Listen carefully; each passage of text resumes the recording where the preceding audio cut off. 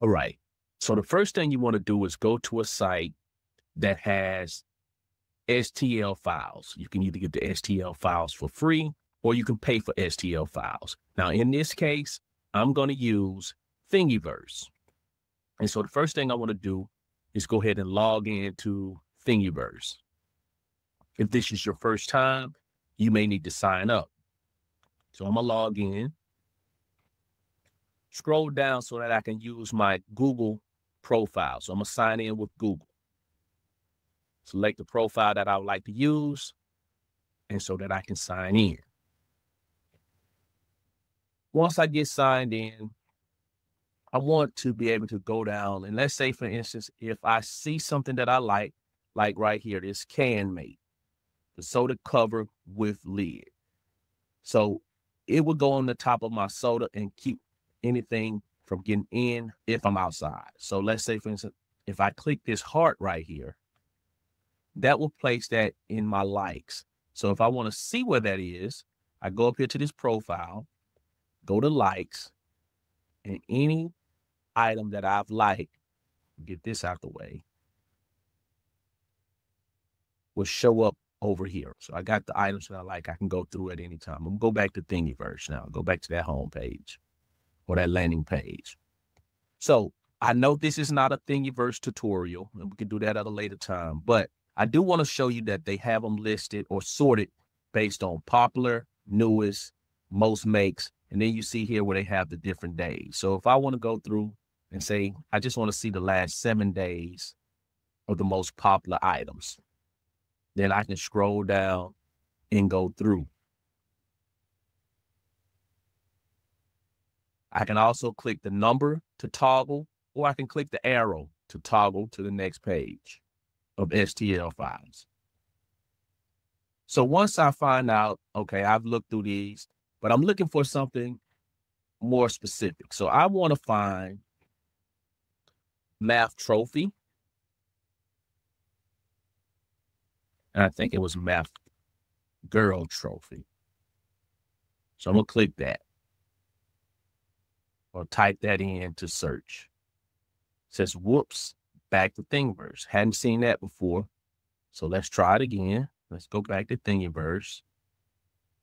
I'm going to try it again. Math Girl Trophy.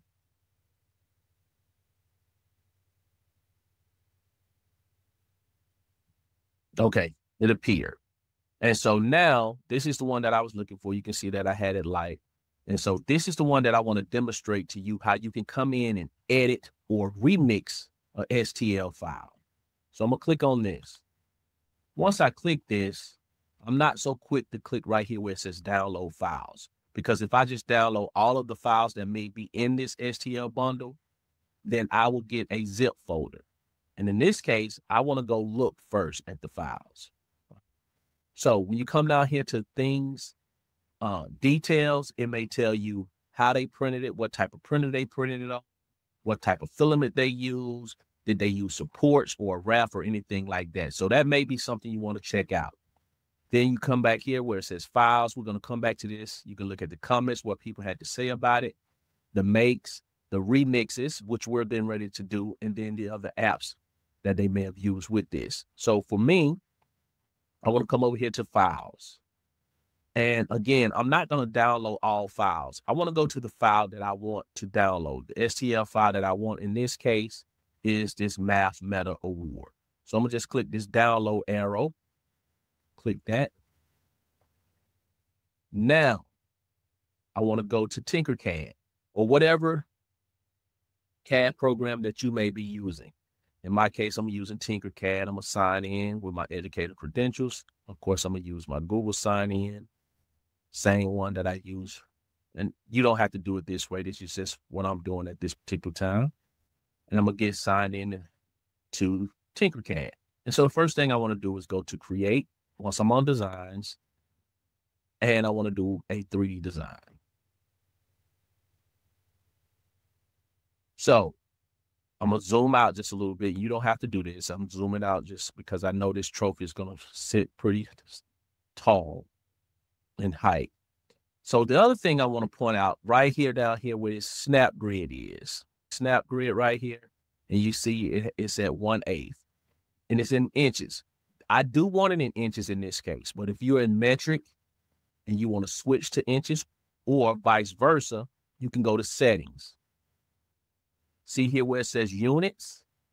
I want to change those units if I was going from imperial, which is inches, to metric. But in this case, I'm going back to inches. You can either make it your default. If you don't want it to be your default, meaning every time you open up a new work plane, it will be in that particular setting. So you can make it your default or just simply hit X because this is the one that you're working on at that time. So now I want to change this snap grid from 1/8 to 1/64. So I hit this arrow here. So you see the snap grid, it's in 1/8. I want to click this arrow and I'm going to change it to 1/64. Now, the reason I'm changing that is because I want to be able to move in very small increments when I'm moving things around on the work plane. And if things seem to get to the point where you feel like it's not moving enough for you, you can always change your snap grid. Now, so I'm going to go here to import what I downloaded from Thingiverse. Click on that STL file, click open, and then import. Give it time to process and it should appear.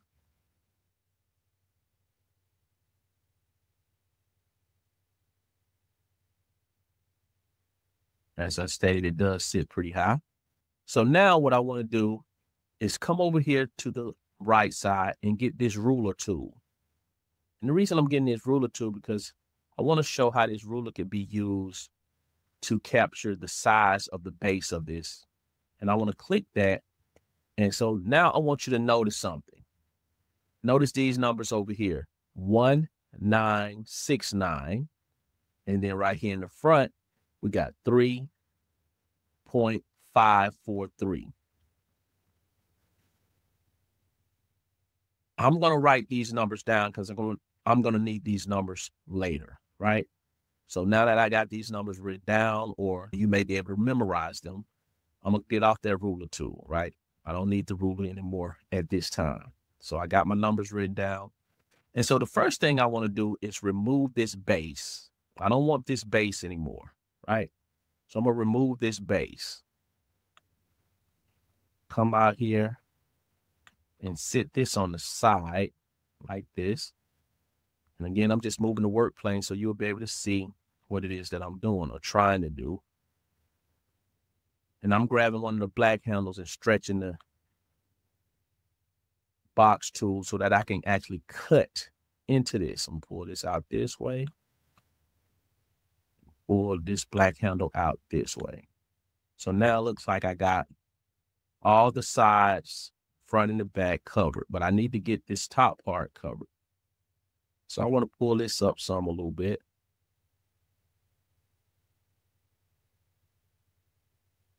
There it is. So remember this number as well, 1.187, because that's how high I'm going to need to get that tool. So now what I want to do is select both items. And you see here, it says, how many shapes do I have? 2. These are the only 2 on there. When I group a shape, it becomes 1. So now I have 2. So I'm going to cut. Union group is what I'm doing. When I click the union group, it processes a little bit. That's what that red you saw was. And so now I've gotten rid of the base of that shape. So what I want to do now is bring in this pyramid. Remember we talked earlier, I said something about this. So we talked, I can actually come down here, click on this corner, and I said it was 3.543, right? And this one was 1.969. So I want to bring that up. And I need to raise this up too. And I did some measurements that I did off screen, I did earlier, and I had that written down already. So I'm gonna go ahead and type what that is. And that measurement was 2.875. Make sure everything else is straight. Yes. So I'm gonna pull this up a little bit. And now he said, well, that didn't look like the base. So now I'm gonna have to make another cut. I'm gonna push this back a little bit. And so in order to make another cut, I'm gonna bring out the cube again, or the box. And right here, this cone, I'm gonna pull it up. So once I start pulling it up, remember the number I told you to remember where I cut the base off at? I had you to remember that number because right here is what I want to type in. Let's see, 1.187. And you notice how the cube raised up off the work plane. So I'm gonna take that, pull it over here. Make sure I have it in the front. Got it covered from the front and the rear.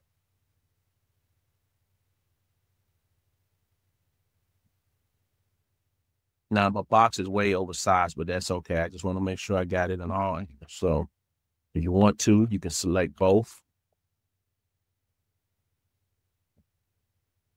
Notice I got two shapes, and you can do the alignment too. Not that it's necessary, but we can do the alignment too and make sure we got it properly. I'm gonna go ahead and hit Union Group. It cut it off for me. So now it looks like, okay, let's place this underneath here. See if we got it.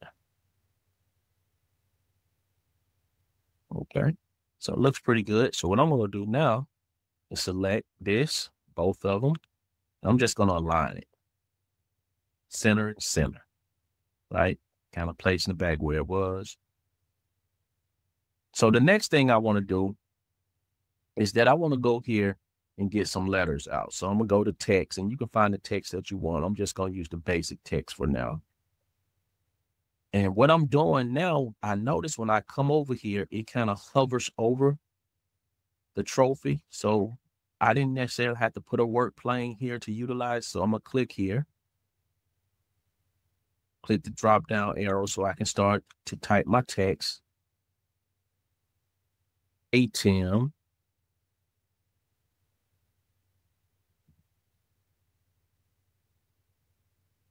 Math, right? So we're gonna do ATM math. And once I do ATM math, now I notice how wide this is, thick this is, or whatever.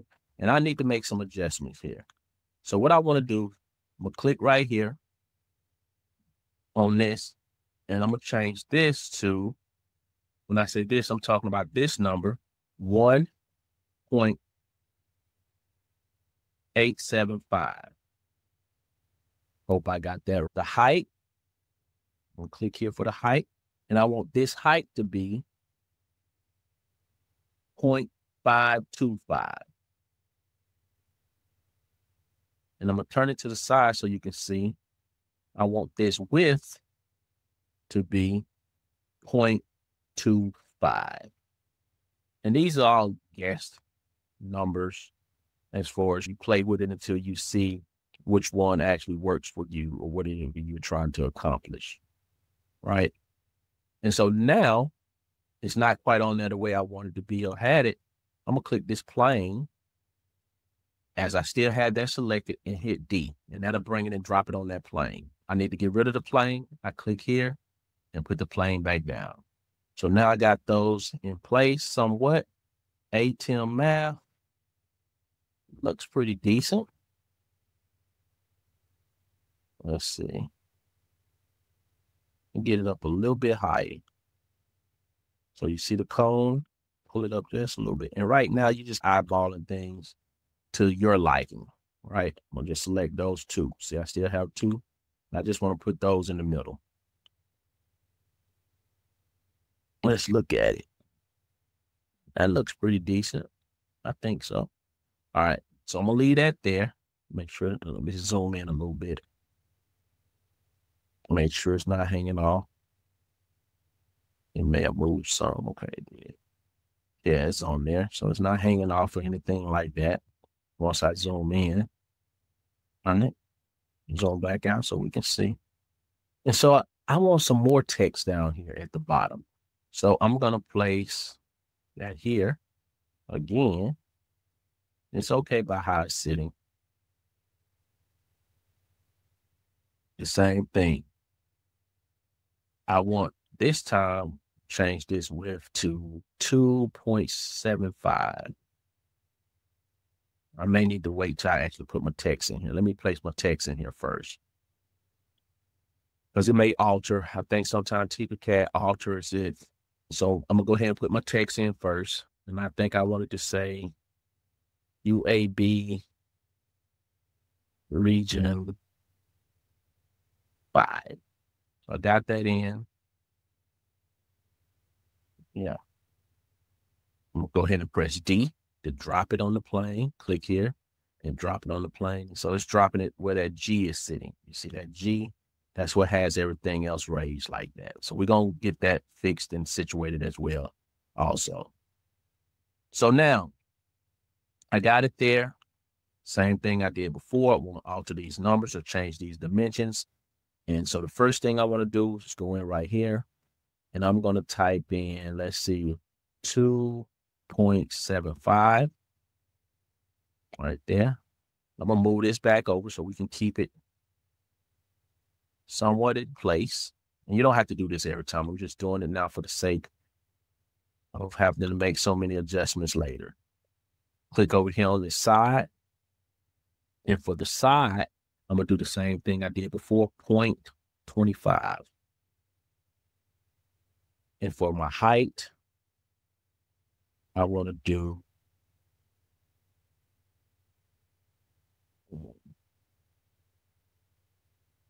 let's do the same size again, I guess. We'll do 0.525. And so that kind of fell into place. And in this case, make sure I got that. Yeah, 5, same. Looks good. All right, so now this 5, let's zoom in a little bit.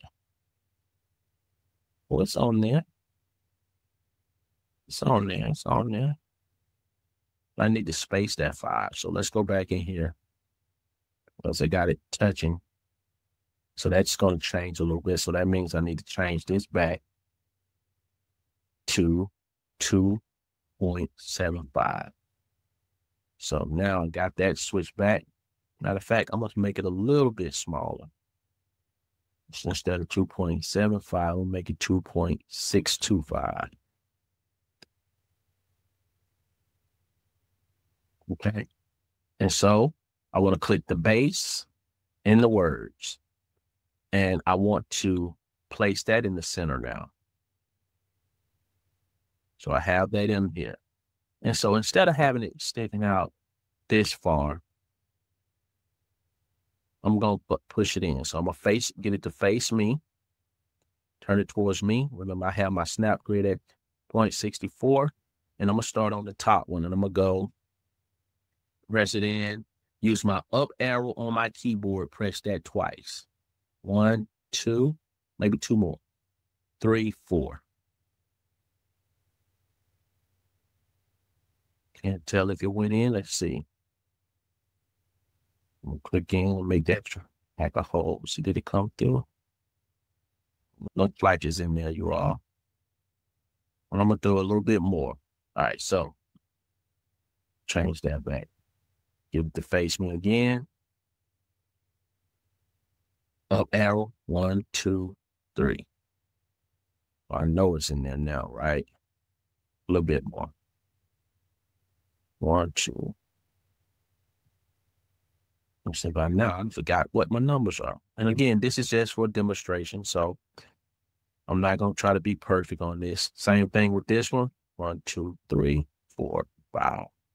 And so now, as I look at it, You can see. Let's say, for instance, and this is just for instance, you don't like the way this is sitting and you want to have it at a different type of angle. You can click this and you see this little wheel here as we get ready to turn our rotation arrows. I'm going to come outside of this to make it move. And so when I do that, it moves it at very small increments, very precise. Because if I move it within there, it'll change it to 22.5 degrees every time. So I think I like that. And the other thing I want to do, zoom out a little bit more. So I want to come to this one. When I say this one, talking about the top of the trophy, and I want to place it down in there a little bit as well. So I'm going to click on the trophy. I'm going to hold Control while it's facing me and press the down arrow twice or 3 times so that it'll go down in the base of the trophy. 1, 2, 3. So now I know once this print, it's going to print within the trophy. And again, you will print or set this up to your liking, right? Doesn't necessarily have to be the way that I have it styled here, but you will set this up to your liking. So the only thing left to do now is to group everything. So I'm going to select them all. So I have the 4 shapes, which means 2 rows of text, the base, and then the top of the trophy as well. And then I'm going to union group it. And at that point, we're going to make sure we name it. I'm just going to call it trophy. We're going to say math trophy. Math trophy. Once I get that done, we can export. Export STL, and you're ready to take it to the slicer.